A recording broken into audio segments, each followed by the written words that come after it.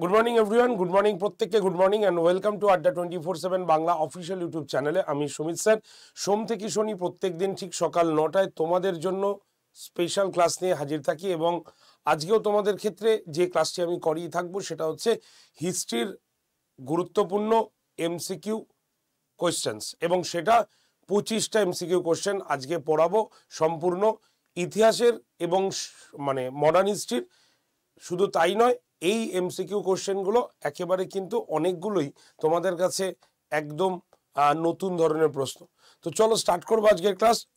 শুরু করার আগে তোমাদের মধ্যে যারা যারা জয়েন করেছো ক্লাসে কাইন্ডলি একটু জানাও আমার সাউন্ড তোমাদের কাছে ক্লিয়ারলি যাচ্ছে কিনা, তোমরা প্রপারলি আমার সাউন্ড শুনতে পাচ্ছ কিনা, একবার জানাও প্লিজ। গুড মর্নিং প্রত্যেককে, গুড মর্নিং। আমার সাউন্ড কি ক্লিয়ার যাচ্ছে? Shakil good morning, Laila Khatun good morning, Suhana good morning, Shubhomoy good morning, Bittu প্রত্যেককে গুড মর্নিং। কাইন্ডলি জানাও আমার সাউন্ডটা তোমরা প্রপারলি শুনতে পাচ্ছ কিনা, তাহলে আমি ক্লাসটা স্টার্ট করে দিতে পারি। শোনা যাচ্ছে তো? বেশ, তাহলে শোনা যাচ্ছে যখন, তো অবশ্যই ক্লাসের লিঙ্কটাকে একটু শেয়ার করে দিও। তোমরা যে সমস্ত হোয়াটসঅ্যাপ গ্রুপে রয়েছো, তোমার চেনা পরিচিত বন্ধু বান্ধব যারা যারা রয়েছে প্রত্যেকের কাছে অবশ্যই এই ক্লাসের লিঙ্কটাকে একটু শেয়ার করে দিও।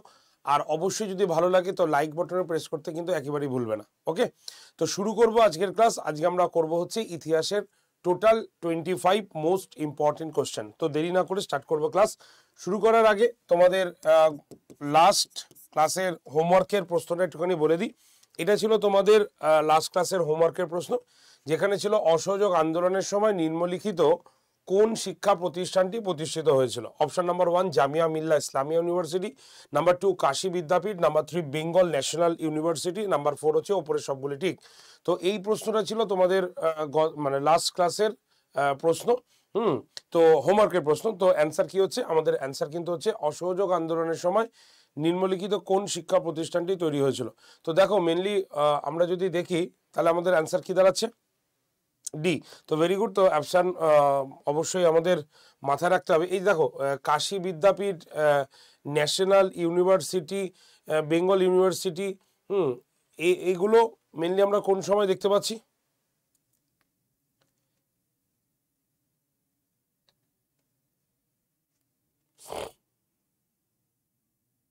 Very good. তো ওখানে সবগুলি ইজ দ্য রাইট অ্যান্সার, তাহলে ডি ইজ দ্য হচ্ছে রাইট অ্যান্সার হচ্ছে আমাদের কিন্তু হয়ে যাচ্ছে। ঠিক আছে, এই প্রশ্নের উত্তর যারা যারা দিয়েছো সঠিক অ্যান্সার কে কারা কারা রয়েছে একটু করে নামটা আমি অ্যানাউন্সমেন্ট করে দিই। এই প্রশ্নটার সঠিক অ্যান্সার দিয়েছে হলো রুমি দাস, অ্যাবসলিউটলি রাইট। রিভুন মণ্ডল সঠিক অ্যান্সার করেছো। আচ্ছা, পৌলমী অ্যাবসলিউটলি রাইট অ্যান্সার করেছো। বাপন সেন সঠিক অ্যান্সার করেছো। সঞ্চিতা সঠিক অ্যান্সার করেছো। বিমল সঠিক অ্যান্সার করেছো। সঠিক অ্যান্সার করেছো হলো মালতী, সঠিক অ্যান্সার করেছো অলিম্পিয়া, সঠিক অ্যান্সার করেছো প্রসেনজিৎ, সঠিক অ্যান্সার করেছো শর্মিষ্ঠা গাঙ্গুলি, শুভময় সঠিক অ্যান্সার করেছো কোয়েল দাস, অ্যাবসলিউটলি রাইট অ্যান্সার করেছো। সঠিক অ্যান্সার করেছো পল্লবী, সঠিক অ্যান্সার রৌশল্লা বেগম, সঠিক অ্যান্সার প্রসেনজিৎ, সঠিক অ্যান্সার করেছো তনুশ্রী, শিল্পী সিনহা অ্যাবসলিউটলি রাইট অ্যান্সার করেছো। পারমিতা সঠিক অ্যান্সার করেছো। সৌরভ দত্ত সঠিক অ্যান্সার করেছো। আচ্ছা, সঠিক অ্যান্সার করেছো সাখিল, সঠিক অ্যান্সার করেছো সঞ্চিতা, সঠিক অ্যান্সার করেছো মধুমিতা বিশ্বাস, সঠিক অ্যান্সার করেছো দয়া মণ্ডল, সঠিক অ্যান্সার সুহানা পারভিন, সঠিক অ্যান্সার করেছো নীলোৎপল, সঠিক অ্যান্সার চিন্ময় ঘোষ, সঠিক অ্যান্সার করেছো সুব্রত, সঠিক অ্যান্সার পিন্টু সিনহা, সঠিক অ্যান্সার করেছো তোমার আশুতোষ, সঠিক অ্যান্সার কুলদীপ করেছো, সঠিক অ্যান্সার লাস্ট করেছো দেবশ্রী দে, অ্যাবসলিউটলি রাইট অ্যান্সার করেছো। তো প্রত্যেকের জন্য থ্যাংক ইউ ভেরি মাচ, অসংখ্য ধন্যবাদ। তোমাদের প্রত্যেকের অ্যান্সার সঠিক হয়েছে এবং তোমরা এই প্রশ্নটার সঠিক অ্যান্সার দিতে পেরেছ। তো চলো তাহলে স্টার্ট করা যাক আজকের ক্লাস। আজকে 25টা এমসিকিউ কোশ্চেন পুরো মডার্ন হিস্ট্রির উপরে বেস করে আমরা শুরু করব। ঘড়ি কাটায় 9টা বেজে গেছে। যারা পরে জয়েন করেছো প্রত্যেকে গুড মর্নিং, প্রত্যেকে welcome to Adda 24/7 Bangla official YouTube চ্যানেলে। প্রত্যেকে ক্লাসের লিঙ্কটাকে একটু শেয়ার করে দিও। তোমরা যে সমস্ত হোয়াটসঅ্যাপ গ্রুপে রয়েছো, তোমার চেনা পরিচিত বন্ধু বান্ধব সবার কাছে ক্লাসের লিঙ্কটাকে একটু শেয়ার করে দিও। আর ভালো লাগলে প্রত্যেকে লাইক বটনে প্রেস করতে কিন্তু একেবারেই ভুলো না। লাস্ট কথা বলে আজকে ক্লাসটা শুরু করব, সেটা হচ্ছে যারা এখনো পর্যন্ত আমাদের আড্ডা 247 অ্যাপটাই ডাউনলোড করনি তাদের উদ্দেশ্যে বলছি, আড্ডা 247 অ্যাপটা প্লে স্টোর থেকে ডাউনলোড করে নাও। ডাউনলোড করে ফেলে রাখবে না। এই যে ডেলি কুইজ অপশনটা দেখছো, প্রত্যেক দিন পরীক্ষা দাও, তাহলেই বুঝতে পারবে তোমার কোন জায়গায় অসুবিধা রয়েছে এবং সেই জায়গাটা ঠিকঠাক করে পড়ে নাও, ঠিক আছে। আর যারা এখনো পর্যন্ত আমাদের টেলিগ্রাম গ্রুপে জয়েন করনি তারা অবশ্যই টেলিগ্রাম অ্যাপটা ডাউনলোড করে নিয়ে আড্ডা 247 বেঙ্গলি টেলিগ্রাম গ্রুপে কিন্তু প্রত্যেকে জয়েন করে যাও। চলো স্টার্ট করবো আজকের ক্লাস। ঘড়ি কাটায় 9টা বেজে গেছে এবং আজকের মোস্ট ইম্পর্টেন্ট প্রশ্নগুলো তোমাদের কাছে চলে এলো। এই বলো, নাম্বার 1 প্রথম প্রশ্নটা হচ্ছে নিম্নলিখিত কে ব্রিটিশ পাঞ্জাবের জনক নামে পরিচিত ছিল? দেখো, ব্রিটিশ পাঞ্জাবের জনক নামে পরিচিত ছিল নিম্নলিখিত কে? এই যে উক্তিটার কথা বলা হয়েছে, এই উক্তিটা কে বলেছেন? উক্তিটা বলেছেন পার্সিভাল স্পিয়ার, ঠিক আছে। ঐতিহাসিক পার্সিভাল স্পিয়ার এই নিম্নলিখিত এই 4 জনের মধ্যে একজনকে মানে ব্রিটিশ সাম্রাজ্যের প্রতিষ্ঠাতা হিসাবে পাঞ্জাবের ব্রিটিশের সাম্রাজ্যের জনক হিসাবে উল্লেখ করেছেন। কি হবে প্রশ্নটা? সঠিক অ্যান্সার বলো। কে বলেছেন এটা? Percival spear. মনে থাকবে কে বলেছিলেন? Percival spear. পার্সিভাল স্পিয়ার,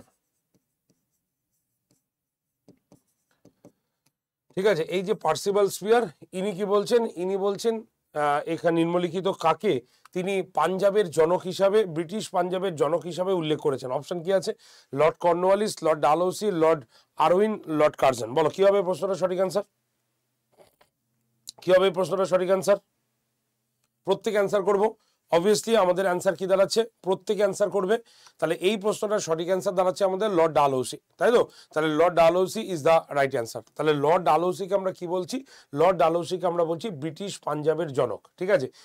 মানে পাঞ্জাবের এক্সপেনশন থেকে স্টার্ট করে মানে মানে সমস্ত কিছুই আমরা ডালহৌসির সময় দেখতে পাই, ঠিক আছে। এর জন্য ঐতিহাসিক পার্সিভাল স্পিয়ার তাকে বলেছিলেন যে ব্রিটিশ পাঞ্জাবের জনক হিসাবে বলেছিলেন।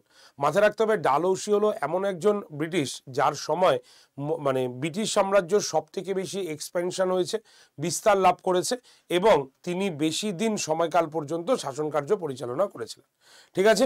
বাহ, তাহলে চলো যারা যারা অ্যান্সার দিয়েছো, বিট্টু একটু গন্ডগোল হলো, সৌগভা খাতুন একটু গন্ডগোল হলো, সরি না তোমাদের অ্যান্সার ঠিকই আছে। অনুভূতি শহর এটা একটু ঠিক অ্যান্সার করতে পারলে না, তো জেনে রাখো Lord Dalhousie is the right answer হবে। চলে আসি আমরা হচ্ছে 2 নম্বর প্রশ্নতে। নিম্নলিখিত কোন সালকে ঐতিহাসিক পার্সিভাল স্পিয়ার জলবিভাজিকা হিসাবে চিহ্নিত করেছে? জলবিভাজিকা হিসাবে চিহ্নিত করেছেন পার্সিভাল স্পিয়ার কোন সময়কালকে? 1802, 1818, 1835, 1853। এই যে জলবিভাজিকা, এটাকে কেন বলা হচ্ছে জলবিভাজিকা একটুখানি আমি বলে দিই। দেখো, কারণ এই যে সালটা তোমরা চুজ করবে এর মধ্যে থেকে, ওই সালের মধ্যে পাঞ্জাব এবং সিন্ধু ছাড়া ভারতের প্রায় সর্বত্রই ব্রিটিশ সাম্রাজ্য কিন্তু বিস্তার লাভ করেছিল, ঠিক আছে। এই জন্য ওই সময়কালকে পার্সিভাল স্পিয়ার জলবিভাজিকা বলেছেন। ক্লিয়ার? তাহলে পাঞ্জাব এবং সিন্ধু ছাড়া প্রায় সমস্ত অঞ্চলই, সমস্ত ভারতই সেই সময় ব্রিটিশদের অধিকারে চলে এসেছিল।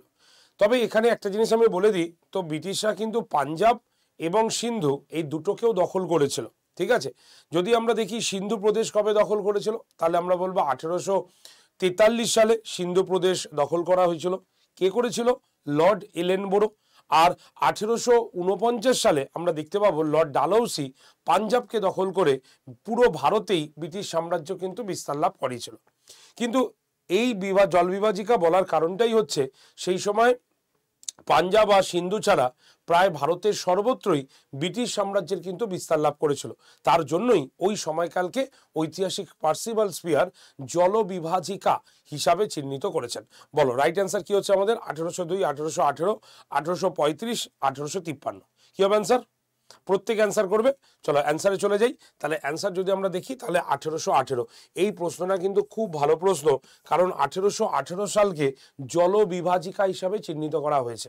1818তে কি বলা হয়েছে? জলবিভাজিকা বলা হয়েছে। এই কারণে আমি বলেছিলাম আজকের প্রশ্নগুলো একটু অন্য ধরনের প্রশ্ন বলাবো, 25টা প্রশ্ন, তাই দেরি করছি না, খুব স্পিডেই তোমাদের কাছে বলে দিচ্ছি।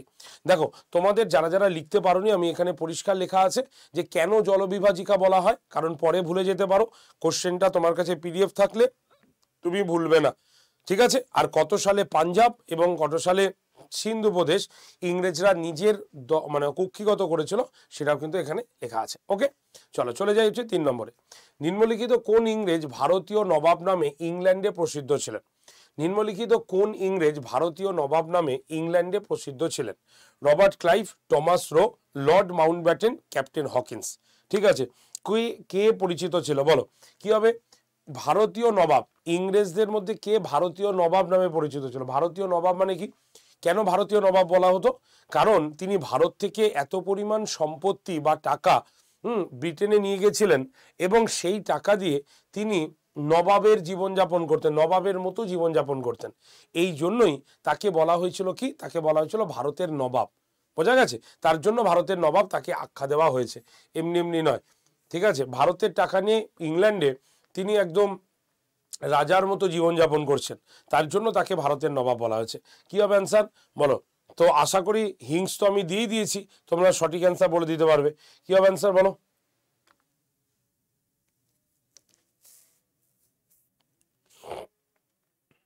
ভেরি গুড, একদম ঠিক অ্যান্সার করেছো। তাহলে অ্যান্সার হচ্ছে আমাদের কি হবে? রবার্ট ক্লাইভ, তাই তো? তাহলে রবার্ট ক্লাইভকে আমরা ভারতীয় নবাব হিসাবে চিহ্নিত করতে পারি।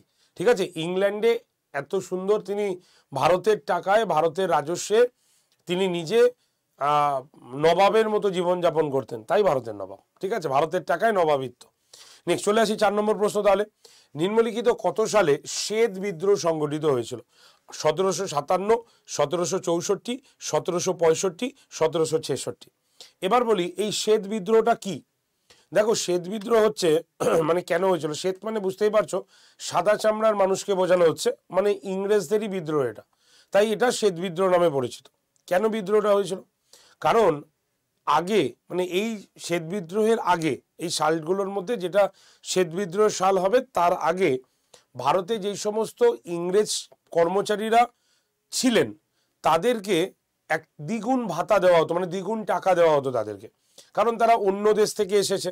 সুতরাং তাদের স্যালারিটা অবশ্যই ভারতীয়দের তুলনায় অনেক বেশি হবে, সুতরাং তাদেরকে মানে এক্সট্রা 2% স্যালারি দেওয়া হতো। ঠিক আছে, কিন্তু দেখা গেছিল রবার্ট ক্লাইভ যখন চলে এলেন, রবার্ট ক্লাইভ সেটাকে বন্ধ করে দিয়েছিল। ঠিক আছে, রবার্ট ক্লাইভ বলেছিলেন না, কোনো 2% নয়, সেম টু সেম স্যালারি পাওয়া হবে। ঠিক আছে, কোনো এক্সট্রা বেনিফিট নয়। ঠিক আছে, এর ফলে কি হলো, যখন মানে রবার্ট ক্লাইভ এসে সেই মানে টাকা বা ভাতাটি বন্ধ করে দিলে ইংরেজ ইস্ট ইন্ডিয়া কোম্পানির সামরিক বাহিনীর মধ্যে একটা প্রতিক্রিয়া সৃষ্টি হয়েছিল। ইংরেজ ইস্ট ইন্ডিয়া কোম্পানির সামরিক বাহিনীর মধ্যে একটা বিদ্রোহ শুরু হয়েছিল, কারণ ইস্ট ইন্ডিয়া কোম্পানির যারা কর্মচারী এসেছিল তাদের ভাতা দ্বিগুণ বন্ধ করেছিলেন রবার্ট ক্লাইভ।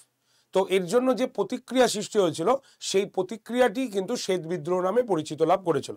সুতরাং শ্বেত বিদ্রোহের কারণ যদি আমরা দেখি, তাহলে শ্বেত বিদ্রোহের কারণ হচ্ছে দ্বিগুণ ভাতা বা আরো বেশি টাকা উপার্জন করা ব্রিটিশদের, এটাকেই শ্বেত বিদ্রোহ হিসাবে আমরা চিহ্নিত করতে পারি। বোঝা গেল? তাহলে এই যে শ্বেত বিদ্রোহ এটা হলো কবে?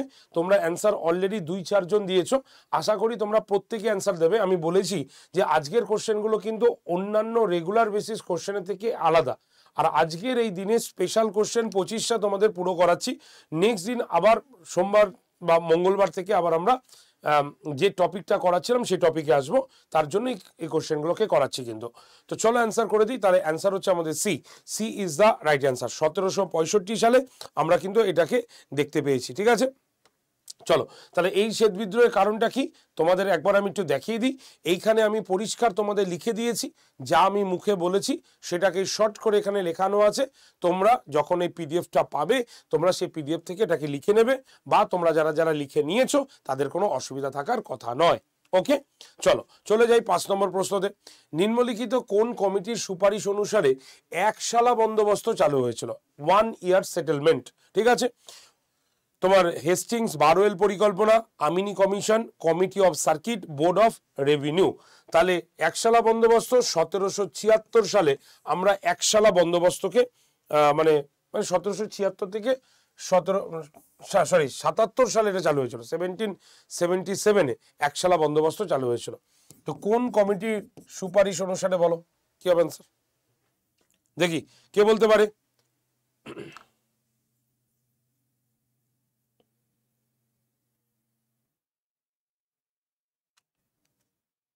কে বলতে পারছে দেখি? ভেরি গুড, তাহলে সঠিক অ্যান্সার কি দাঁড়াচ্ছে? তাহলে দেখো তোমরা বলছো অ্যান্সার হচ্ছে বি। Very good.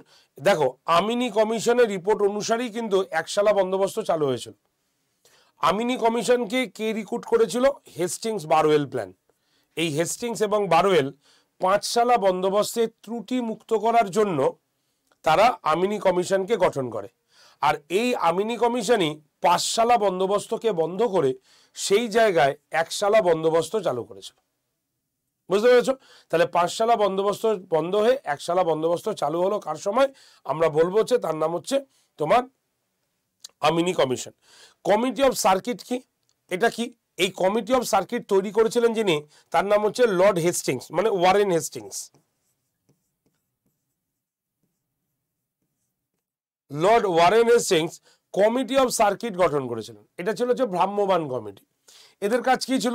এদের কাজ ছিল জেলায় জেলায় ঘুরে সর্বোচ্চ রাজস্ব যারা দেবে তাদেরকে 5 বছরের জন্য সেটেলমেন্টে নিয়ে আসা, যেটাকে বলা হয়ে থাকে কি একশালা বন্দোবস্ত। ঠিক আছে।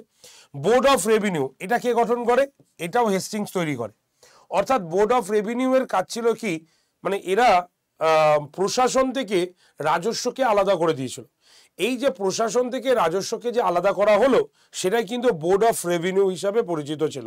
সুতরাং বোর্ড অফ রেভিনিউ কাজ ছিল কিভাবে রাজস্ব আদায় করা যায়, কত পরিমাণ রাজস্ব আদায় করা যায় সেই তদন্ত করা বা সেই সিদ্ধান্ত করা হচ্ছে এই বোর্ড অফ রেভিনিউ এর কাজ ছিল। বোঝা গেল? তাহলে আমাদের অ্যান্সার কি হলো? আমাদের অ্যান্সার হলো Amini commission is the right answer. সাল হচ্ছে 1776 আমিনি কমিশন। ওকে, চলে যাই 6 নম্বরে। টমাস মনরো নামটি কোন ভূমি বন্দোবস্তের সঙ্গে জড়িত? টমাস মনরো নামটি কোন ভূমি বন্দোবস্তের সঙ্গে জড়িত? রায়তোয়ারি বন্দোবস্ত, মহলওয়ারি বন্দোবস্ত, চিরস্থায়ী বন্দোবস্ত নাকি পত্তনি বন্দোবস্ত? তোমরা মানে টমাস মনরো নাম অলরেডি শুনেছ। তিনি কোন ভূমি বন্দোবস্তের সঙ্গে জড়িত এটা তোমাকে বলা হয়েছে। বলো কি হবে প্রশ্নটা সঠিক অ্যান্সার? চট জলদি। পারবে? তোমরা পারবে? বলো। 25টা প্রশ্ন আমাকে শেষ করতে হবে। 25টা প্রশ্ন তোমাদের ভালো করে বুঝিয়ে শেষ করতে হবে। তাই প্রত্যেকে যারা যারা এই কোশ্চেনগুলো দেখছো সামনে খাতা পেন রাখতে পারো। যে ইনফরমেশনগুলো তোমাদের কাছে নতুন যাচ্ছে সেগুলোকে লিখে নিতে পারো। তাহলে টমাস মনরোর নামটি কোন ভূমি বন্দোবস্তের সঙ্গে জড়িত? রায়তোয়ারি বন্দোবস্ত, মহলওয়ারি বন্দোবস্ত, চিরস্থায়ী বন্দোবস্ত, পত্তনি বন্দোবস্ত। চলো অ্যান্সার করে দিই। তাহলে অ্যান্সার হচ্ছে আমাদের রায়তোয়ারি বন্দোবস্ত। এই যে রায়তোয়ারি বন্দোবস্তের সঙ্গে টমাস মনরো, ঠিক আছে, এলফিনস্টোন, এদের নামটা জড়িত। ঠিক আছে। মহলওয়ারি বন্দোবস্ত আর রায়তোয়ারি বন্দোবস্তের আচ্ছা, মহলওয়ারি বন্দোবস্তের সঙ্গে কার নাম জড়িত বলে দিই। Holt Mackenzie, halt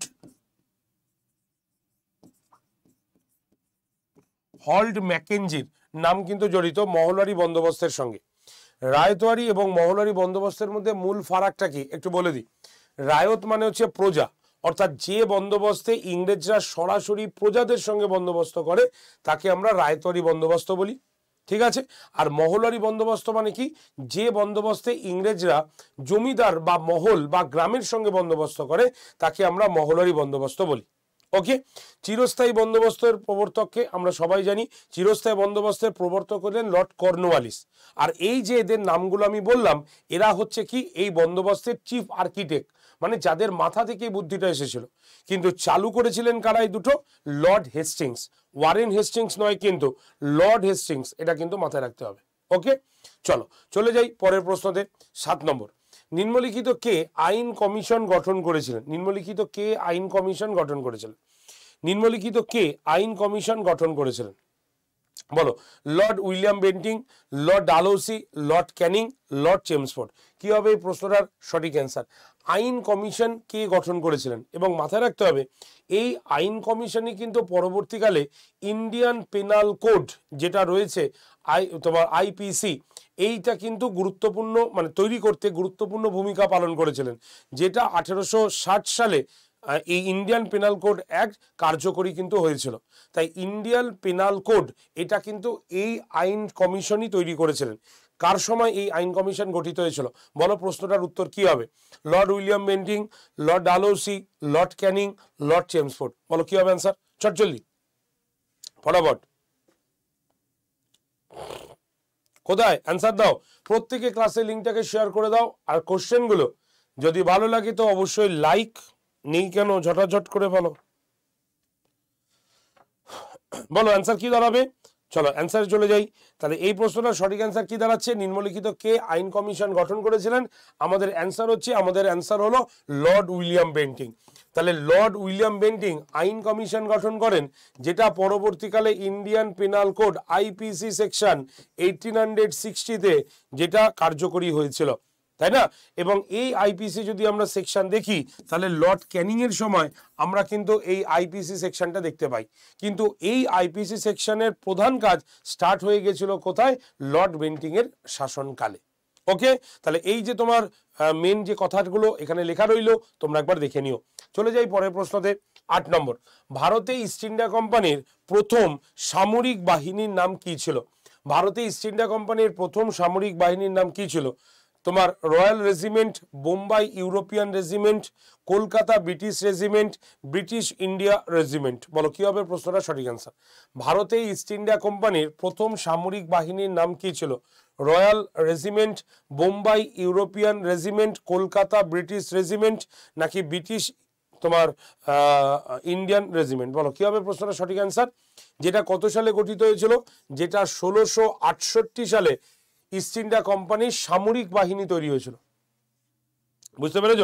1668 east India কোম্পানির সম্পূর্ণ আলাদা নৌবাহিনী, বা নৌবাহিনী বললাম, সামরিক বাহিনী, ঠিক আছে, এটা তৈরি হয়েছিল কত সালে? কোনটার নাম? চট জলদি অ্যান্সার হোক অ্যান্সার। বোম্বাইতে তৈরি হয়েছিল। ভেরি গুড অর্ঘ, একদম ঠিক বলেছো, সালটা 1668। চলো অ্যান্সারে চলে যাব। তাহলে এই প্রশ্নটা যদি আমরা সঠিক অ্যান্সার দেখি, যে ভারতে ইস্ট ইন্ডিয়া কোম্পানির প্রথম সামরিক বাহিনীর নাম কি, তাহলে আমাদের বলতে হবে কি? Bombay European regiment. মনে থাকবে, বোম্বাই ইউরোপিয়ান রেজিমেন্ট। বোম্বেতে এই রেজিমেন্টটা তৈরি হয়েছিল। এটাই হলো ইস্ট ইন্ডিয়া কোম্পানির প্রথম সামরিক বাহিনী। মনে থাকবে, ইস্ট ইন্ডিয়া কোম্পানি যেহেতু এটা বাণিজ্য করতে এসেছিল, মানে ট্রেডার্সরাই ছিল এখানে, তাই এদেরকে প্রোটেকশনের জন্য আলাদা বাহিনী তৈরি হয়, যেটা হচ্ছে তোমার বোম্বাই ইউরোপিয়ান রেজিমেন্ট নামে পরিচিত ছিল। ওকে, চলো চলে যাই 9 নম্বর প্রশ্নতে। ভারতীয়দের মধ্যে প্রথম সিভিল সার্ভিস পরীক্ষায় উত্তীর্ণ হয়েছিলেন কে?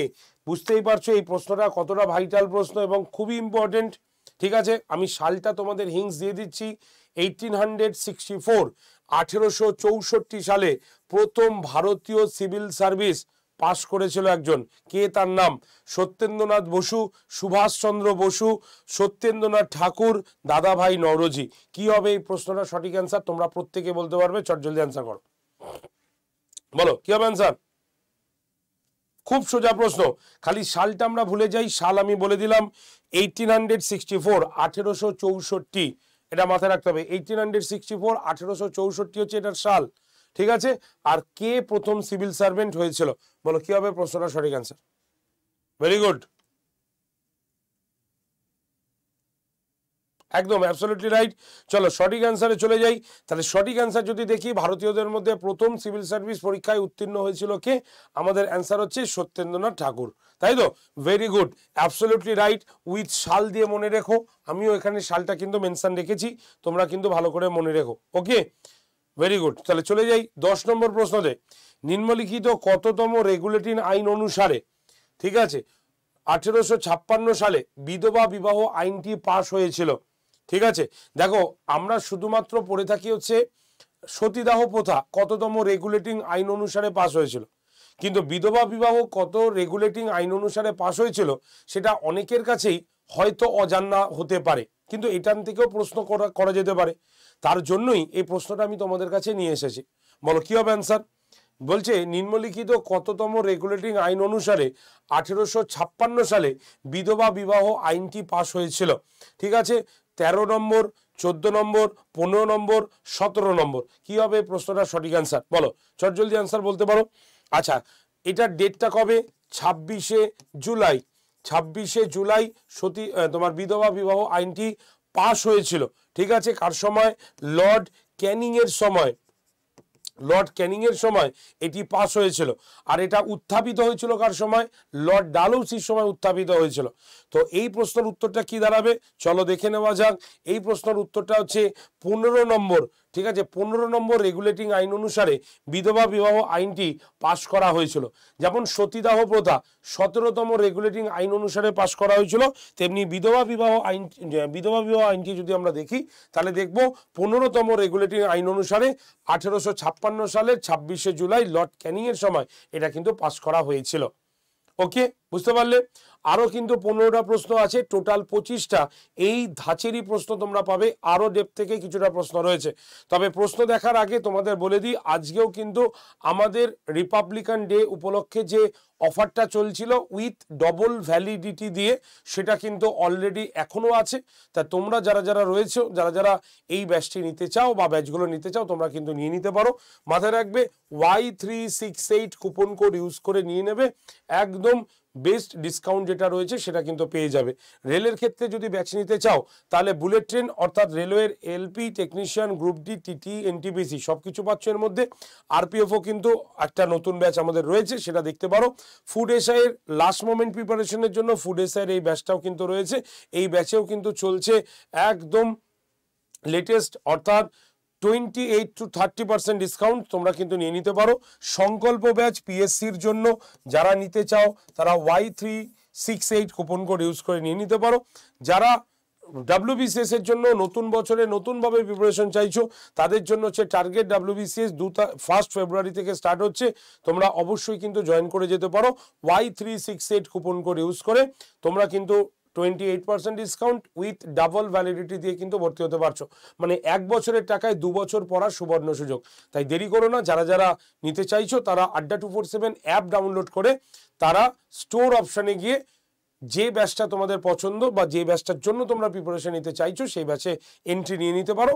এবং মাথায় রাখবে কুপন কোডটা হচ্ছে Y368 দিয়ে তার পাশে যে অ্যাপ্লাই বটনটা রয়েছে সেই অ্যাপ্লাই বটনে প্রেস করলেই তুমি পেয়ে যাবে সমস্ত ডিসকাউন্ট। ঠিক আছে, চলো 11 নম্বর প্রশ্ন তোমাদের কাছে। নিম্নলিখিত কোনটি ভারতের প্রথম বৈপ্লবিক সংঘ? খুব ভালো প্রশ্ন। বিপ্লবী সংঘ কোনটা ভারতের প্রথম? মিত্রমেলা, অনুশীলন সমিতি, অভিনব ভারত, কোনটি নয়। কি হবে প্রশ্নটার সঠিক অ্যান্সার? চট জলদি, কি হবে অ্যান্সার?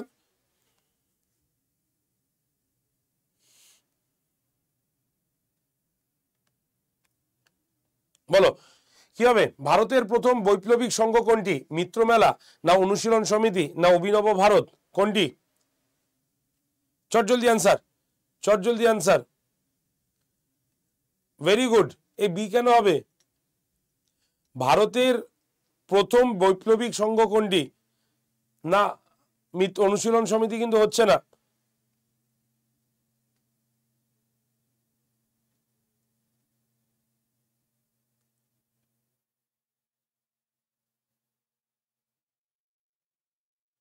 চলো অ্যান্সার চলে যাব, অ্যান্সার চলে যাই। দেখো ভারতের প্রথম বৈপ্লবিক সংগঠন বলেছে, ঠিক আছে, ভারতের প্রথম বৈপ্লবিক সংগঠন হচ্ছে মিত্রমেলা।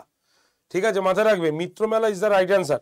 ভারতের প্রথম বৈপ্লবিক সংঘ হচ্ছে মিত্রমেলা, যেটা বিনায়ক দামোদর সাভারকর মহারাষ্ট্রে তৈরি করেন। সুতরাং মহারাষ্ট্র তথা ভারতের প্রথম যদি আমরা বলি বৈপ্লবিক সংগঠন তাহলে কিন্তু মিত্রমেলা। ঠিক আছে, আমরা যদি অভিনব ভারত দেখি সেটাও তার তৈরি করা 1907 সালে। আর যদি আমরা অনুশীলন সমিতি দেখি তাহলে 1902 সালে প্রমোদনাথ মিত্র এটা কিন্তু তৈরি করেছিলেন। ঠিক আছে, তো এই অ্যান্সারটা ভুল করো না, এই অ্যান্সারটা কিন্তু ভুল হয়ে গেল তোমাদের। ভিডি সাভারকরের দ্বারা তৈরি করা। দেখো তোমাদের সুবিধার্থে আমি এখানে লিখেও দিয়েছি, তোমরা একটু দেখে নিও, কারণ এই তিনটেই না আমাদের ক্ষেত্রে ভীষণ ইম্পর্টেন্ট।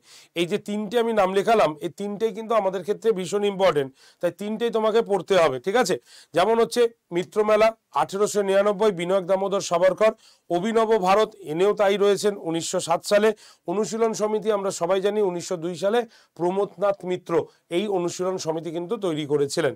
তাই ভারতের প্রথম বৈপ্লবিক সংগঠন তৈরি হয়েছিল কোথায়? মহারাষ্ট্রে। মনে থাকবে মহারাষ্ট্রে, তার নাম মিত্রমেলা। চলো চলে যাই পরের প্রশ্নতে। নিম্নলিখিত কে কলকাতায় অনুশীলন সমিতির সদস্য ছিলেন? বলো নিম্নলিখিত কে তোমার কলকাতা অনুশীলন সমিতির সদস্য ছিলেন? দেখো দুটো অনুশীলন সমিতি, একটা কলকাতা অনুশীলন সমিতি আরেকটা হচ্ছে ঢাকা অনুশীলন সমিতি। একটা কলকাতা আরেকটা হচ্ছে ঢাকা। কলকাতা হচ্ছে বালিগঞ্জের সার্কুলার রোডে যে অনুশীলন সমিতিটি রয়েছে সেটা হচ্ছে আমাদের কলকাতা অনুশীলন সমিতি, আরেকটা রয়েছে ঢাকায়। ঠিক আছে, তো কে সদস্য ছিলেন বলতে পারবে কেউ? বলো কি হবে অ্যান্সার? এই যে পুলিন বিহারী দাস যিনি ছিলেন, পুলিন বিহারী দাস তিনি কোথাকার, তিনি কিন্তু ঢাকার, ঠিক আছে, ঢাকার অনুশীলন সমিতির কিন্তু উনি সদস্য ছিলেন, ঠিক আছে। যুগান্তর দল, হ্যাঁ ভূপেন্দ্রনাথ দত্ত, এই যে ভূপেন্দ্রনাথ দত্ত যুগান্তর দল। তো চলো অ্যান্সার করে দিই না, আমি বলেই দিলাম তো, যতীন্দ্রনাথ ব্যানার্জি, পুলিন বিহারী দাস হচ্ছে ঢাকা অনুশীলন সমিতি, ঠিক আছে। ভূপেন্দ্রনাথ দত্ত যদি হয় তা সেটা হচ্ছে যুগান্তর দল, মনে আছে 1906 সালে যুগান্তর দল, 1906 সালে যুগান্তর দল, সেই দল হচ্ছে ভূপেন্দ্রনাথ দত্তের, ঠিক আছে। তাহলে কলকাতা অনুশীলন সমিতির সদস্য হচ্ছে যতীন্দ্রনাথ ব্যানার্জি, পুলিন বিহারী দাস হচ্ছে ঢাকা অনুশীলন সমিতির সদস্য, ভূপেন্দ্রনাথ দত্ত হচ্ছে যুগান্তর দল, 1906 সালে যে দলটা তৈরি হয়েছিল সেই দলের সদস্য। বোঝা গেল? তো এই যে বৈপ্লবিক সংগঠন আমি তোমাদের পরেই দেব, ঠিক আছে।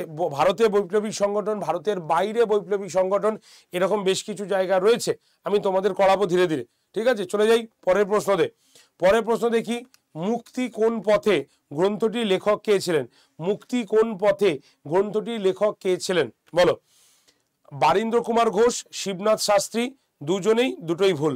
বলো মুক্তি কোন পথে, কি হবে অ্যান্সার? দুজন রাইটার ছিলেন, ঠিক আছে। বলো কি হবে অ্যান্সার, চট জলদি অ্যান্সার করো। মুক্তি কোন পথে গ্রন্থটির লেখক কে ছিলেন? বারীন্দ্র কুমার ঘোষ, শিবনাথ শাস্ত্রী, দুটোই ঠিক, দুটোই ভুল। বলো এখানে শুধু মানে আরেকজনও রয়েছে, আমি নামটা বলে দিই, ভূপেন্দ্রনাথ দত্ত, ভূপেন্দ্রনাথ দত্ত, ঠিক আছে। এই ভূপেন্দ্রনাথ দত্ত কিন্তু এই বইটার সঙ্গে জড়িত ছিল। তো অ্যান্সার কি হবে বলো, চট জলদি ফটাফট অ্যান্সার করো।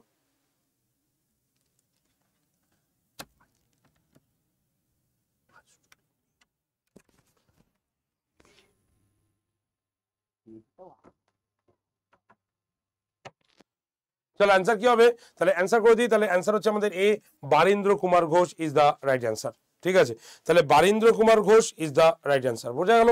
তাহলে মুক্তি কোন পথে, এই বইটার লেখক হচ্ছে Barindra Kumar Ghosh plus Bhupendranath Dutta.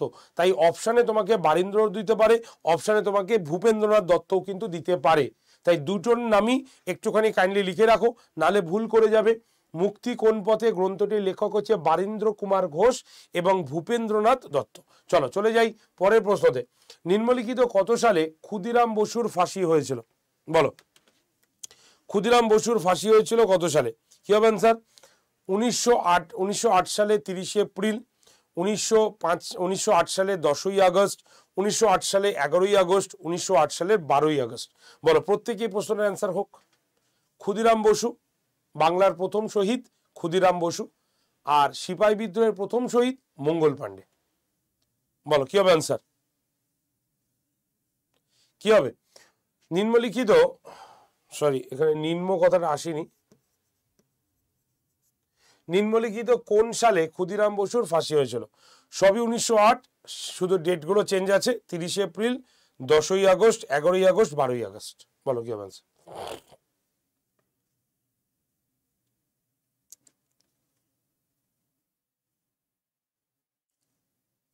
Very good, একদম ঠিক অ্যান্সার, খুব ভালো,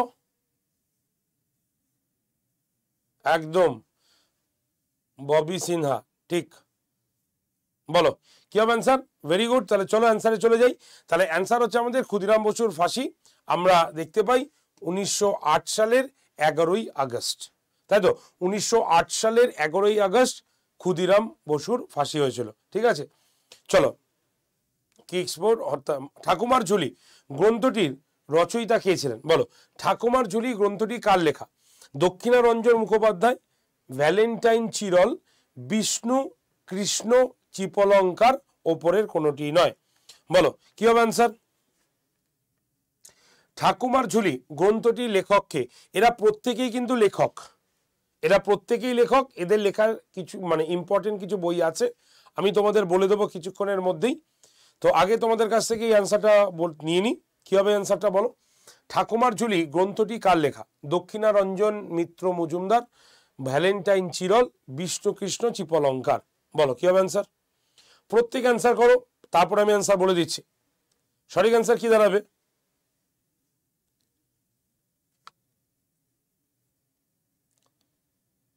ভেরি গুড, সবাই অ্যান্সার মোটামুটি দিয়ে ফেলেছো, তাই তো? সবার অ্যান্সার দেওয়া হয়ে গেছে তো? তো চলো এবার আমি অ্যান্সারটা করি একদম। তাহলে অ্যান্সার হচ্ছে Dakshinaranjan Majumdar, no doubt Dakshinaranjan Majumdar is the right answer, ঠিক আছে। এবং এই যে ভ্যালেন্টাইন চিরল ইন্ডিয়ান আনরেস্ট, লেখা আছে চিরল হচ্ছে ইন্ডিয়ান আনরেস্ট এইটার, আর বিষ্ণুকৃষ্ণ চিপলঙ্কার নিবন্ধমালা গ্রন্থটি রচনা, একটু লিখে রাখতে পারো নিবন্ধমালা, এই যে গ্রন্থটি এটি রচয়িতা হচ্ছে বিষ্ণুকৃষ্ণ চিপলঙ্কার, আর ভ্যালেন্টাইন চিরল হচ্ছে ইন্ডিয়ান আর্নেস্ট, এই বইটি রচয়িতা। ইন্ডিয়ান আর্নেস্ট গ্রন্থটির রচয়িতা হচ্ছে ভ্যালেন্টাইন চিরল। খাতায় নোট ডাউন করো, নাহলে কিন্তু ভুলে যাবে, ঠিক আছে। ভ্যালেন্টাইন চিরল ইনি হলেন ইন্ডিয়ান আর্নেস্ট, ঠিক আছে। ঠাকুমার ঝুলি বিখ্যাত বই, দক্ষিণারঞ্জন মিত্র মজুমদারের লেখা, ঠিক আছে। বিষ্ণুকৃষ্ণ চিপলঙ্কারের নিবন্ধমালা, এটা কিন্তু তার লেখা বই। ওকে, তাহলে তিনটেই তোমাদের ক্ষেত্রে ভীষণ ইম্পর্টেন্ট বই। ওকে, চলে যাই পরের প্রশ্নতে কি আছে দেখে নি। 16 নম্বর প্রশ্নতে ওয়াভেল পরিকল্পনা অনুসারে, ভালো করে দেখে নাও, ওয়াভেল পরিকল্পনা অনুসারে 1945 খ্রিস্টাব্দের নির্বাচনে কংগ্রেস মোট কতগুলি আসন লাভ করেছিল? 50টি, 57টি, 30টি না 35টি? কি হবে এই প্রশ্নটার সঠিক অ্যান্সার? দেখো, আমরা 1937 সালে নির্বাচন পড়েছিলাম, তোমাদের আমি এই ক্লাসেই পড়িয়ে দিয়েছিলাম 1937 সালের নির্বাচন। ওকে, এবার যে নির্বাচনটার কথা এখানে বলা হচ্ছে সেটা হচ্ছে 1945 সালের নির্বাচন। তাহলে এই যে 1945 সালে নির্বাচন হচ্ছে, এই নির্বাচনে কতজন অংশগ্রহণ করছে? কি হবে অ্যান্সার? মানে কতটা সিট লাভ করছে? যদি জানা থাকে অবশ্যই অ্যান্সার করে দাও চট জলদি, ঠিক আছে। এখানে আমাদের দুজনের কথা মনে রাখতে হবে, কংগ্রেস এবং মুসলিম লীগ, ঠিক আছে। দুজনই কত কত আসন পেয়েছিল আমি তোমাদের বলে দিচ্ছি এক্ষুনি। আগে অ্যান্সার দেখি, সঠিক অ্যান্সার কি দাঁড়াবে? চট জলদি অ্যান্সার দাও, প্রত্যেকে অ্যান্সার রাখো। কি বলছো অ্যান্সার? 57টি। আচ্ছা, অভিষেক কি বলছি? বি। আচ্ছা, তারপর বাদ বাকিরা কই? বাদ বাকিরা অ্যান্সার দাও।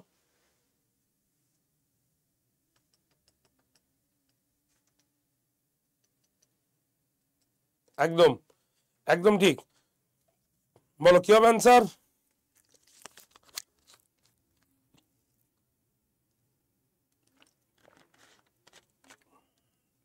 কি হবে অ্যান্সার? চলো অ্যান্সার করে দিই। তাহলে ওয়াভেল পরিকল্পনা অনুসারে 1945 সালের নির্বাচনে কংগ্রেস মোট কতগুলি আসন লাভ করেছিল? এই হচ্ছে তোমার প্রশ্ন। প্রশ্নের উত্তরটা হচ্ছে 57টি, অ্যাবসলিউটলি রাইট। আর 30টা হচ্ছে মুসলিম লীগ, একদম 30টা পদ পেয়েছিল হচ্ছে মুসলিম লীগ, আর 57টি জিতেছিল আসনে, সেটা হচ্ছে কংগ্রেস।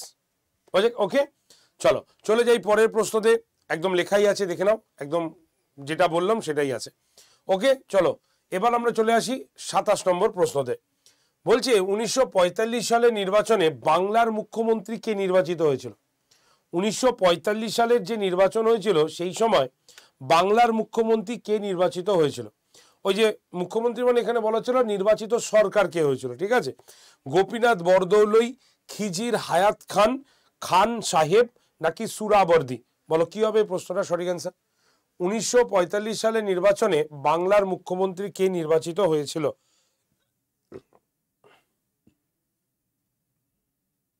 কি হবে অ্যান্সার? চট জলদি। এই যে এখানে যে কটা নাম আমি বললাম প্রত্যেকেই কিন্তু নির্বাচিত সরকার, প্রত্যেকেই কিন্তু নির্বাচিত হয়েছিল বিভিন্ন জায়গা থেকে, যেমন পাঞ্জাব, আসাম, ভারতের উত্তর পশ্চিম সীমান্ত, এই রকম ব্যাপারটা, ঠিক আছে। তো এর মধ্যে বাংলার কে ছিল বলো, কি হবে অ্যান্সার?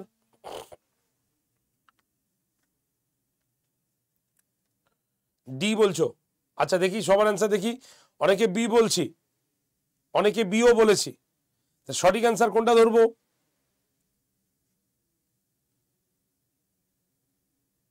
Very good. তো চলো তাহলে অ্যান্সারে আমি দেখিয়ে দিই, তোমরা তোমাদের মতো অ্যান্সার দিয়েছো, খুবই ভালো। তো সঠিক অ্যান্সার দেখে নাও কারা কারা দিলে। দেখো সঠিক অ্যান্সার হচ্ছে সুরাবর্দী, ঠিক আছে। বাংলার ক্ষেত্রে হচ্ছে সুরাবর্দী, আমি একটু বলে দিই আগে, তারপরে তোমরা একটু লিখে নাও। বাংলার ক্ষেত্রে সুরাবর্দী, ঠিক আছে। খান সাহেব হচ্ছে ভারতের উত্তর পশ্চিম অঞ্চল, উত্তর পশ্চিম, একটু খাতায় নোট ডাউন করে নাও, ঠিক আছে। খিজির হায়াত খান যারা বলেছিলে তাদের অ্যান্সার হচ্ছে পাঞ্জাবের ক্ষেত্রে, আর গোপীনাথ বরদলৈ ইনি হচ্ছে আসামের হয়েছিলেন, আসাম। ঠিক আছে, একটু কাইন্ডলি লিখে নিও। তাহলে গোপীনাথ বরদলৈ নির্বাচনে আমরা দেখছি আসাম থেকে দাঁড়াচ্ছেন, খিজির হায়াত খান দাঁড়াচ্ছেন পাঞ্জাব থেকে, খান সাহেব দাঁড়াচ্ছেন ভারতের উত্তর পশ্চিম সীমান্ত থেকে, আর সুরাবর্দী দাঁড়াচ্ছেন হচ্ছে বাংলা থেকে। ওকে, বোঝা গেছে? তাই প্রশ্নটা এখানে যে শুধু বাংলা আসবে এরকম নয়, আসামও দিতে পারে, পাঞ্জাবও দিতে পারে, উত্তর পশ্চিম দিকেও দিতে পারে। ওকে, তো একবার একটুখানি মাথায় রেখে নিও। ওই এই লেখাও আছে, এই যে অপশানেও আছে, জাস্ট আমি লিখে দিলাম, তোমরা আশা করি খাতায় লিখে নিতে পেরেছো, তাই তো? লিখে নিতে পেরেছো তো? ওকে, তাহলে চলে যাই পরের প্রশ্নতে। 28 নম্বর, কত সালে লেবার স্বরাজ্য পার্টি প্রতিষ্ঠিত হয়েছিল? লেবার স্বরাজ্য পার্টি প্রতিষ্ঠিত হয়েছিল কবে? এই যে লেবার স্বরাজ্য পার্টি, তার সঙ্গে জড়িত কে ছিলেন? হেমন্ত কুমার সরকার, ইনি মেন উদ্যোক্তার মধ্যে ছিলেন, মুজাফফর আহমেদ ছিলেন, কাজী নজরুল ইসলাম ছিলেন।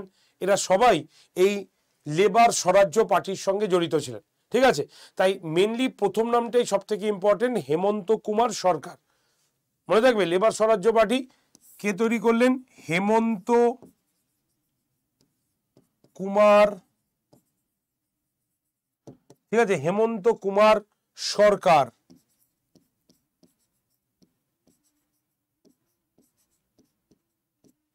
হেমন্ত কুমার সরকার ইনি হলেন লেবার স্বরাজ্য পার্টির সঙ্গে জড়িত। ঠিক আছে, বলো কি হবে অ্যান্সার? চট জলদি অ্যান্সার হোক, বলো কি হবে এই প্রশ্নটা সঠিক অ্যান্সার?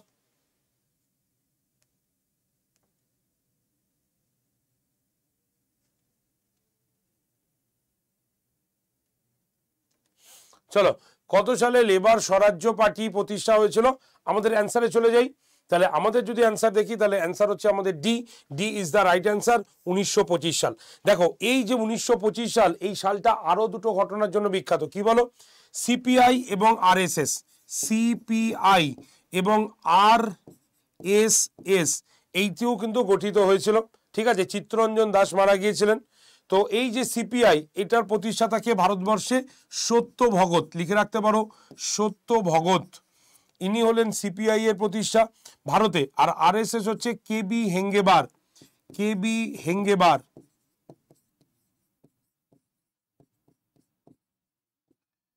ওকে, তাহলে সিপিআই প্রতিষ্ঠা হয়েছিল, করেছিলেন যিনি, তার নাম হচ্ছে কমিউনিস্ট পার্টি অফ ইন্ডিয়া, সত্য ভগতের দ্বারা এসেছিল, লিখে নিতে পারো। আর আরএসএস হচ্ছে কেবি হেঙ্গেবার, একটা নাগপুর আরেকটা হচ্ছে কানপুর, একটা নাগপুর এবং আরেকটি হচ্ছে কানপুর, এই দুটি দল প্রতিষ্ঠিত হয়েছিল। ওকে, ঠিক আছে, লিখে নিয়েছো, আশা করি প্রত্যেকে লিখে নিয়েছো। 1925 সাল আরো দুটো ঘটনার জন্য বিখ্যাত, সেটাও খাতায় নোট ডাউন করে রেখো। চলে যাই 29 নম্বর প্রশ্নতে। ন্যাশনাল ফ্রন্ট এই পেপারের সম্পাদক কে ছিলেন? ন্যাশনাল ফ্রন্ট পত্রিকার সম্পাদক কে ছিলেন? অশোক মেহতা, মুজাফফর আহমেদ, পিসি যোশী নাকি দাঙ্গে? বলো কি হবে এই প্রশ্নটার সঠিক অ্যান্সার? বলো কি হবে? ন্যাশনাল ফ্রন্ট এই পেপারটা কিন্তু খুব ভালো পেপার, একটা পরীক্ষায় প্রশ্ন আসার মতো। কি হবে প্রশ্নটার সঠিক অ্যান্সার? ন্যাশনাল ফ্রন্ট পত্রিকার সম্পাদক কে ছিলেন? অশোক মেহতা, মুজাফফর আহমেদ, পিসি যোশী নাকি দাঙ্গে? কি হবে অ্যান্সার? বলো।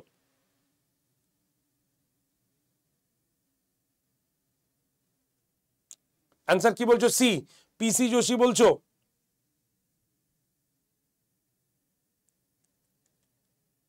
ডি বলছো দাঙ্গে? তারপরে অ্যান্সারটা করো, তারপর আমি অ্যান্সার দিয়ে দিচ্ছি। সঠিক অ্যান্সার আমি বলে দিচ্ছি, প্রত্যেকে অ্যান্সার করো।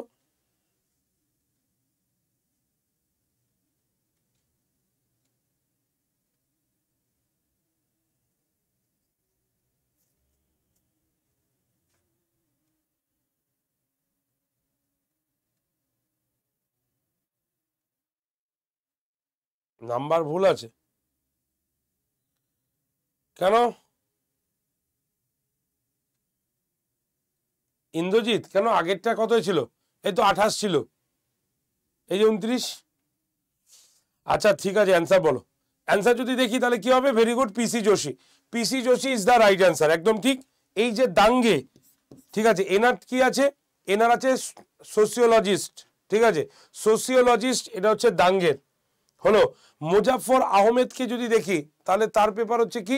নবযুগ, মুজাফফর আহমেদ নবযুগ লিখে রাখো।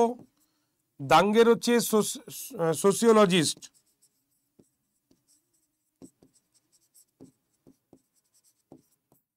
একটু লিখে রাখো চট জলদি।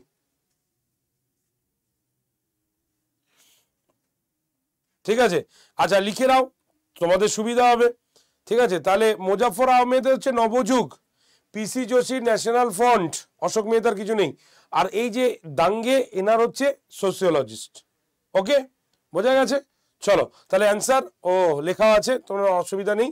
C is the right answer, PC Joshi is the right answer. Okay, চলো চলে যাই 30 নম্বর প্রশ্নতে চলে আসি। লেখা আছে 20 নম্বর, সরি আগেরটা কত ছিল? ও হো, নাম্বারটা ভুল আছে না, যাই হোক ঠিক আছে, এটা হচ্ছে 20 নম্বরই হবে। নিম্নলিখিত কে প্রথম স্বতন্ত্র শিখ স্থানের দাবি রেখেছিলেন? স্বতন্ত্র শিখ স্থানের দাবি রেখেছিলেন, হ্যাঁ ঠিকই বলেছো। বলো কি হবে অ্যান্সার? স্বতন্ত্র শিখ স্থানের দাবি রেখেছিলেন কে? স্বতন্ত্র শিখ স্থান মানে কি? যেটা হচ্ছে শিখদের স্বাধীন জায়গা। ঠিক আছে, মানে শিখরা আলাদা স্বতন্ত্রভাবে তাদের অ্যাডমিনিস্ট্রেশন, তাদের জায়গা পরিচালনা করবেন, সেটা হচ্ছে স্বতন্ত্র। যেমন হচ্ছে গুরুদ্বারা রক্ষণ কমিটি একটা তৈরি হয়েছিল সেই সময়। ঠিক আছে, তো এইরকমই একটা স্বতন্ত্র শিখ স্থান তৈরি হয়েছিল।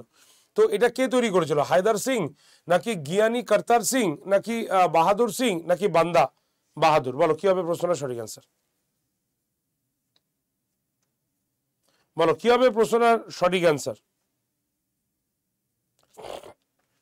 নিম্নলিখিত কে প্রথম স্বতন্ত্র শিখ স্থানের দাবি করেছিলেন? হায়দার সিং, জ্ঞানী করতার সিং, বাহাদুর সিং, বান্দা বাহাদুর? বলো কি হবে প্রশ্নটার সঠিক অ্যান্সার? চলো অ্যান্সার চলে যাই। বান্দা বাহাদুর হবে না, একদমই না, বান্দা বাহাদুর কিন্তু হবে না। ঠিক আছে, দেখো স্বতন্ত্র শিখ স্থানের প্রতিষ্ঠাতা ছিলেন জ্ঞানী করতার সিং। ঠিক আছে, জ্ঞানী করতার সিং ইনি হলেন স্বতন্ত্র শিখ স্থানের প্রতিষ্ঠাতা। ঠিক আছে, তাহলে বি হলো এই প্রশ্নটার সঠিক অ্যান্সার। ওকে, তাহলে প্রথম স্বতন্ত্র শিখ স্থানের প্রতিষ্ঠাতা কে ছিলেন? জ্ঞানী করতার সিং। বান্দা বাহাদুর, বাহাদুর সিং এগুলো হবে না। বান্দা বাহাদুরকে আমরা কখন দেখি?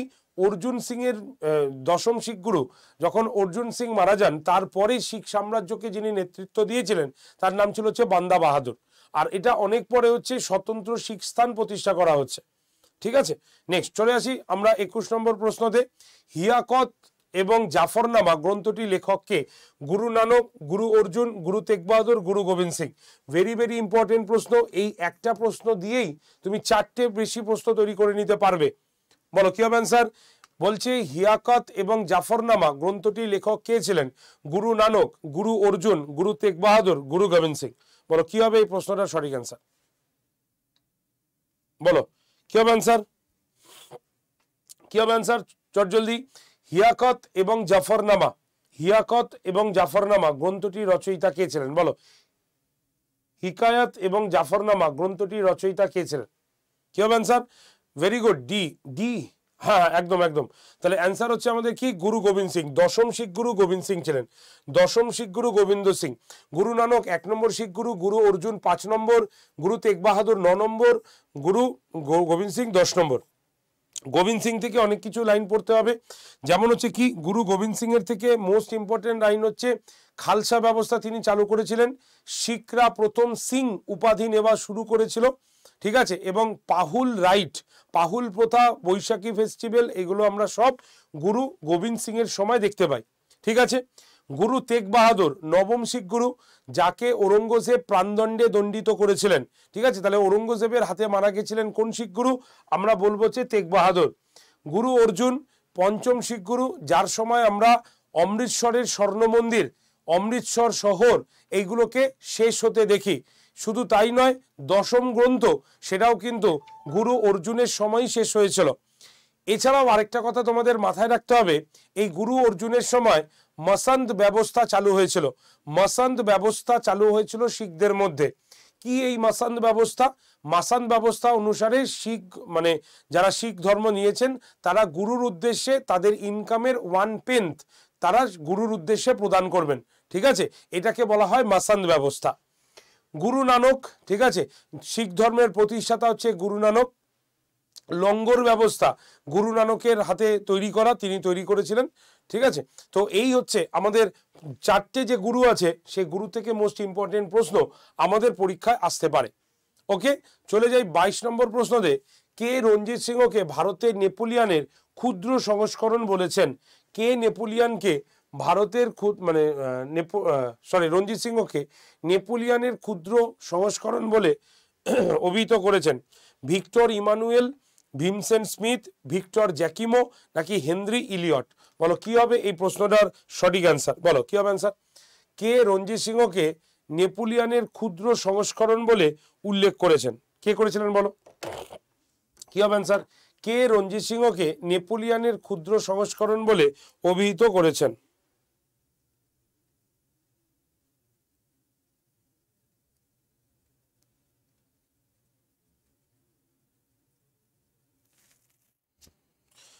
বলো কি হবে অ্যান্সার? কে রঞ্জিত সিংহকে নেপোলিয়ানের ক্ষুদ্র সংস্করণ বলে উল্লেখ করেছেন? খুব সোজা প্রশ্ন, এবং এই প্রশ্নটা ভিভিআই, ভেরি ভেরি ইম্পর্টেন্ট, আমি বলে দিলাম এই প্রশ্নটা আমাদের সত্যি ইম্পর্টেন্ট প্রশ্ন। বলো কি হবে অ্যান্সার? তাহলে কে রঞ্জিত সিংহকে নেপোলিয়ানের ক্ষুদ্র সংস্করণ বলেছেন? Absolutely right, Henry Elliot. হাই রে, কেন হেনরি ইলিয়ট হবে? হেনরি ইলিয়ট কি বলেছিলেন? ফিরোজ শাহ তুগলককে হেনরি ইলিয়ট বলেছিলেন। আকবর, সুলতানি যুগের আকবর এই উপাধিটা ফিরোজ শাহ তুগলককে বলেছিলেন, যিনি, তার নাম হেনরি ইলিয়ট। তাহলে অ্যান্সার হেনরি ইলিয়ট হবে না, হবে আমাদের অ্যান্সার হচ্ছে ভিক্টর জ্যাকিমো। ঠিক আছে, তাহলে Victor Jacquemont is the right answer. Okay, তাহলে Victor Jacquemont is the right answer. Vincent Smith সমুদ্রগুপ্তকে ভারতে নেপোলিয়ান বলেছিলেন। ঠিক আছে, তাহলে সমুদ্রগুপ্তকে ভারতে নেপোলিয়ান বলেছেন ভীমসেন স্মিথ। ভিক্টর জ্যাকিমো রঞ্জিত সিংহকে নেপোলিয়ান বলেছেন। হেনরি ইলিয়ট ফিরোজ শাহ তুগলককে সুলতানি যুগের আকবর বলেছেন। এগুলোকে মনে রাখতে হবে। নেক্সট চলে আসি 27। নিম্নলিখিত কে সুখার চাকিয়া মিশলের অধিপতি ছিলেন? খুব ইম্পর্টেন্ট প্রশ্ন, খুব ভালো প্রশ্ন। সুখার চাকিয়া মিশল, মিশল হবে এটা, সরি মিশল হবে। খুব ভালো প্রশ্ন, ভেরি ভেরি ইম্পর্টেন্ট। মিশল মানে কি? মিশল হচ্ছে শিখরা তাদের অধিকৃত জায়গাগুলোকে 12টি খণ্ডে বিভক্ত করেছিলেন এবং প্রত্যেকটি জায়গায় গণতান্ত্রিক ধাঁচের শাসন ব্যবস্থা প্রবর্তন করেছিলেন, যেগুলোকে শিখরা মিশল হিসাবে চিহ্নিত করেছে। পরবর্তীকালে এই মিশলদাররা নিজেদের মধ্যেই মারপিট করেছে তার ক্ষমতাকে জাহির করার জন্য, এবং এই 12টা মিশলের মধ্যে আমরা দেখেছিলাম সুকার চাকিয়া মিশল সেই মিশলতন্ত্রের অবসান ঘটিয়ে পাঞ্জাবে রাজতন্ত্র প্রতিষ্ঠা করেছিল। তাহলে তিনি কে? ভেরি গুড, সঠিক অ্যান্সার হচ্ছে আমাদের রঞ্জিত সিং। তাহলে রঞ্জিত সিং হলেন সেই ব্যক্তিটি। ঠিক আছে, ভেরি গুড, তাহলে অ্যান্সার রঞ্জিত সিং। নেক্সট চলে আসবো হচ্ছে নানা সাহেব এর প্রকৃত নাম কি ছিল? নানা সাহেবের প্রকৃত নাম কি ছিল? কি হবে অ্যান্সার? গোবিন্দ ধুন্দুপন্ত, রামচন্দ্র পাণ্ডুরং, গঙ্গাধর শাস্ত্রী, অর্জুন রাও। বলো নানা সাহেবের প্রকৃত নাম কি ছিল? কি ছিল নানা সাহেবের প্রকৃত নাম? গোবিন্দ ধুন্দুপন্ত, রামচন্দ্র পাণ্ডুরং, গঙ্গাধর শাস্ত্রী, অর্জুন রাও ইজ দ্য রাইট অ্যান্সার। বলো কি হবে অ্যান্সার? একদম ঠিক। তাহলে দেখো নানা সাহেবের প্রকৃত নাম কি ছিল? গোবিন্দ ধুন্দুপন্ত, তাই তো? তাহলে অ্যান্সার হচ্ছে এ। নানা সাহেবকে যদি আমরা দেখি তাহলে তিনি কানপুর থেকে তিনি রয়েছেন, কানপুরে তিনি রয়েছেন। ঠিক আছে, আমরা কানপুর থেকে সিপাহী বিদ্রোহে যাকে নেতৃত্ব হিসাবে দেখে থাকি তার নাম হচ্ছে নানা সাহেব, এবং হচ্ছে তাতিয়া টোপি। ঠিক আছে, তার নানা সাহেব ইজ দ্য রাইট অ্যান্সার। নানা সাহেব হচ্ছে কানপুর থেকে লিড করছে তোমার সিপাহী বিদ্রোহ। নেক্সট, হরমন্দির নির্মাণ শুরু করেছিলেন নিম্নলিখিত কে? হরমন্দির নির্মাণ করেছিলেন নিম্নলিখিত কে? শুরু করেছিলেন গুরু অমরদাস, গুরু রামদাস, গুরু হরগোবিন্দ, গুরু তেগ বাহাদুর। বলো চট জলদি অ্যান্সার। খুব সোজা প্রশ্ন, অ্যান্সারটা কি দাঁড়াচ্ছে? হরমন্দির নির্মাণ শুরু করেছিলেন নিম্নলিখিত কে? গুরু অমরদাস, গুরু রামদাস, গুরু হরগোবিন্দ, গুরু তেগ বাহাদুর। হরমন্দির নির্মাণ শুরু করেছিলেন নিম্নলিখিত কে? হরমন্দির নির্মাণ শুরু করেছিলেন নিম্নলিখিত কে? বলো কে হরমন্দির নির্মাণ কার্য শুরু করেছিলেন? গুরু অমরদাস, গুরু রামদাস, গুরু হরগোবিন্দ, গুরু তেগ বাহাদুর। চট জলদি অ্যান্সার। কি হবে অ্যান্সার? ভেরি গুড, তাহলে অ্যাবসলিউটলি রাইট। তাহলে এই যে হরমন্দির, অনেকে এটাকেই চিনতে পারছে না। হরমন্দির মানে কি? হরমন্দির মানে হচ্ছে স্বর্ণ মন্দির বলা হয়েছে। তাহলে অ্যান্সার হচ্ছে গুরু রামদাস। গুরু রামদাস এই মন্দিরটি শুরু করেছিলেন। আকবর এই মন্দিরটি নির্মাণ করার জন্য 500 বিঘা জমি তাকে কিন্তু দান করেছিলেন। ঠিক আছে, তাহলে আকবর কাকে স্বর্ণ মন্দির নির্মাণের জন্য 500 বিঘা জমি দান করেছিলেন? প্রশ্নটা এলেও কিন্তু গুরু রামদাস হবে এই প্রশ্নটার সঠিক অ্যান্সার। ক্লিয়ার? তাহলে এই যে 25টা প্রশ্ন আমাদের রেডি, আমরা করে ফেললাম 25টা প্রশ্ন। এবার আমরা হোমওয়ার্কের প্রশ্ন দেখে নেব, যে অ্যান্সারটা তোমরা ক্লাসের শেষে কমেন্ট সেকশনে করবে। তার আগে বলে দিই, তোমাদের মধ্যে যারা যারা এই মানে 28 to 30% ডিসকাউন্ট দিয়ে ব্যাচটা নিতে চাইছো এবং ডবল ভ্যালিডিটি 1 বছরের টাকায় 2 বছর পড়ার সুযোগ নিতে চাইছো, তারা কিন্তু এখনই তোমাদের নাম এনরোল করো ব্যাচগুলোতে। কিভাবে করবে চট জলদি বলে দিই। প্রথমে আড্ডা 247 অ্যাপটা প্লে স্টোর থেকে ডাউনলোড করো, অথবা এই যে ভিডিও দেখছো তার ডেসক্রিপশন বক্স থেকে ডাউনলোড করো। ডাউনলোড হয়ে গেলে অ্যাপ ওপেন করো। ওপেন করলে ঠিক সমস্ত প্রসিকিউট শেষ হয়ে যাবার পর অ্যাপের ঠিক ডান দিকের নিচে স্টোর বা দোকান বলে একটা অপশন তুমি দেখতে পাবে, সেখানে টাচ করো। টাচ করলেই নেক্সট পেজ খুলবে, সেখানে দেখবে লেখা আছে ফাইন্ড ইওর কোর্স। ঠিক আছে, ফাইন্ড ইওর কোর্স বলে লেখা আছে।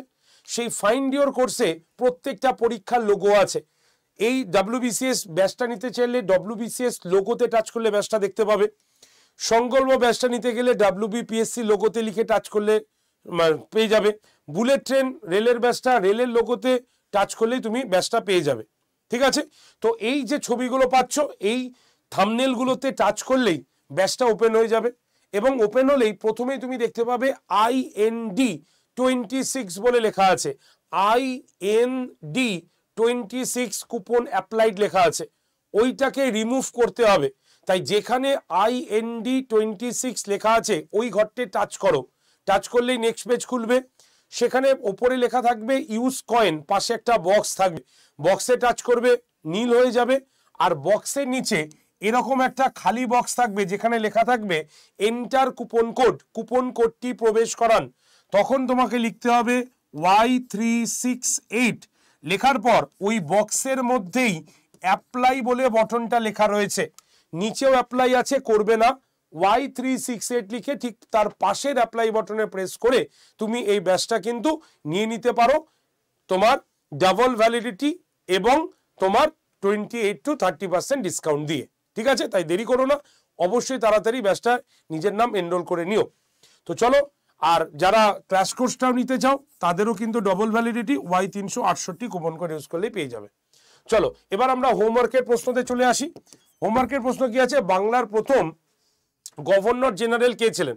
এই যে প্রশ্নটা তোমরা দেখছো, Warren Hastings, Lord William Bentinck, Lord Dalhousie, Lord Canning. এই প্রশ্নের উত্তরটা ক্লাসের শেষে কমেন্ট সেকশনে দেবে। নেক্সট দিন যারা যারা সঠিক অ্যান্সার করেছো অবশ্যই তাদের নাম আমি অ্যানাউন্সমেন্ট করে দেবো। তো চলো তাহলে শেষ করি আজকের ক্লাস। থ্যাংকস ফর ওয়াচিং, প্রত্যেকে অসংখ্য ধন্যবাদ ক্লাসটা দেখার জন্য। ভালো লাগলে লাইক করবে, শেয়ার করে দেবে, কমেন্ট সেকশনে অবশ্যই হোমওয়ার্কে অ্যান্সার দেবে। আর যারা চ্যানেলে নতুন বা চ্যানেল সাবস্ক্রাইব করিনি তারা অবশ্যই চ্যানেলটাকে সাবস্ক্রাইব করে রাখো। তো আজকে এটুকু পর্যন্ত, দেখা হচ্ছে আগামীকাল। ভালো থেকো এবং অবশ্যই চ্যানেলের প্রত্যেকটি ক্লাস দেখতে থাকো। টাটা।